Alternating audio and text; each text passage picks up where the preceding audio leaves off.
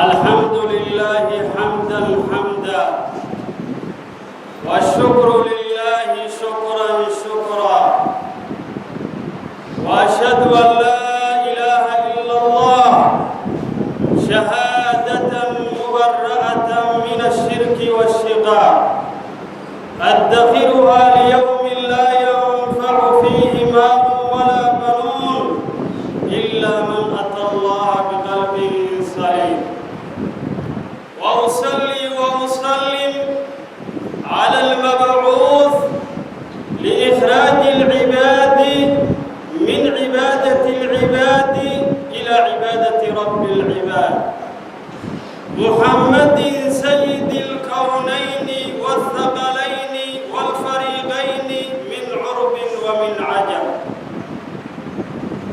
سيدي يا رسول الله، أشهد أنك قد بلغت الرسالة وأديت الأمانة ونصحت لهذه الأمة وكشفت الغمة وجاهدت في الله حق جهاده حتى أتاك اليقين من رب العالمين وتركتنا على المحجة البيضاء ليلها كنهارها لا يزيغ عنها إلا هالك.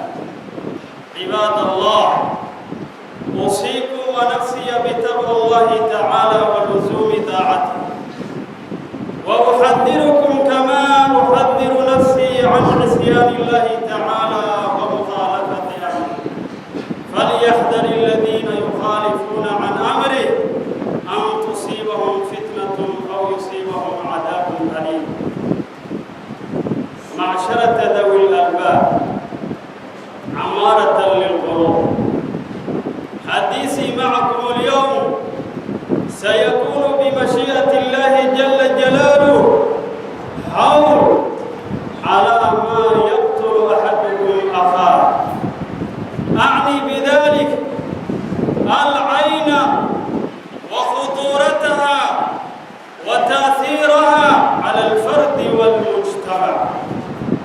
فكم في المقابر من قبور بسبب العين، فالعين أمرها عظيم وخطرها جسيم لا يسلم منها إلا من سلمه الله.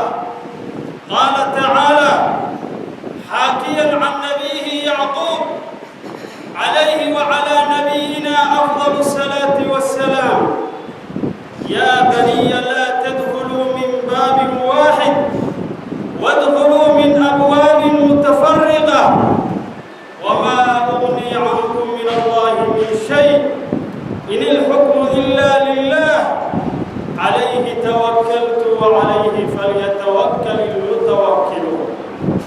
قال الإمام القرطبي في تفسير هذه الآية: لما خشي عليهم العين أمرهم ألا يدخلوا مصر من باب واحد. لما خشي عليهم العين أمرهم ألا يدخلوا مصر من باب واحد، وكانت مصر لها 4 أبواب، وإنما خاف عليهم العين لكونهم 11 رجلا لرجل واحد، وكانوا أهل جمال وكمال وبسطة. هكذا قاله ابن عباس والضحاك وقتادة وغيره.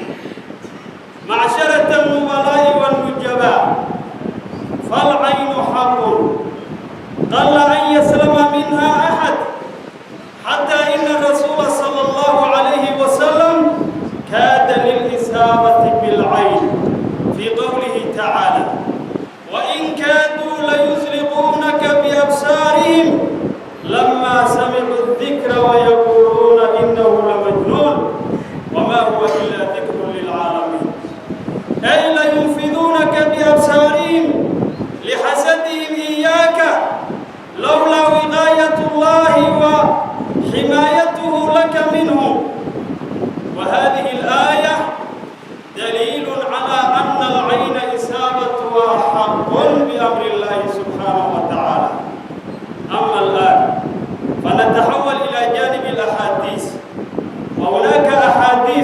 علمية متعددة الأطراف وردت في هذا الباب، ولكن مع الأسف الشديد الوقت لا يسامح لنا أن نرد لكم بحذافيرها، وسنختار لكم ما يكفي للاستيعاب والدليل، لأن قديما قيل ما لا يدرك كله لا يترك جله، ما لا يدرك كله لا يترك جله. لذلك تعالوا نستمع حديث جابر بن عبد الله رضي الله عنه قال قال رسول الله صلى الله عليه وسلم أكثر من يموت من أمتي بعد قضاء الله وقدره بالعين. وهناك حديث أبي أمامة بن سهل بن حنيف قال اغتسل أبي سهل في واد من أودية المدينة فنزع جبة كانت عليه، وكان عامر بن ربيعة ينظر إليه، وكان سهل شديد البياض حسن الجلد، فقال عامر ما رأيتك اليوم ولا جلد مخبأة، فوعك أي أصيب بمغص شديد واشتد وعكه، فأخبر رسول الله صلى الله عليه وسلم بوعكه، فقيل له ما يدفع رأسه، فقال رسول الله صلى الله عليه وسلم هل تتهمونه أحد؟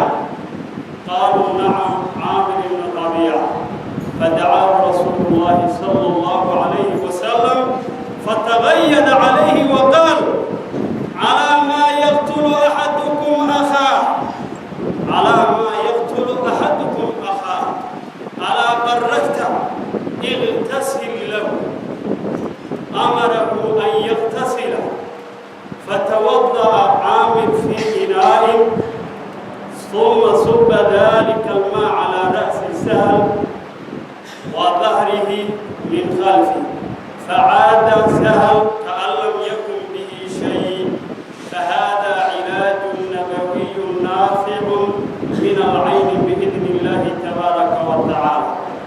أقول ما تسمعون، وإلى هنا أختتم كلمتي، واستغفر الله لي ولكم ولسائر المسلمين، واستغفروه إنه هو الغفور الرحيم.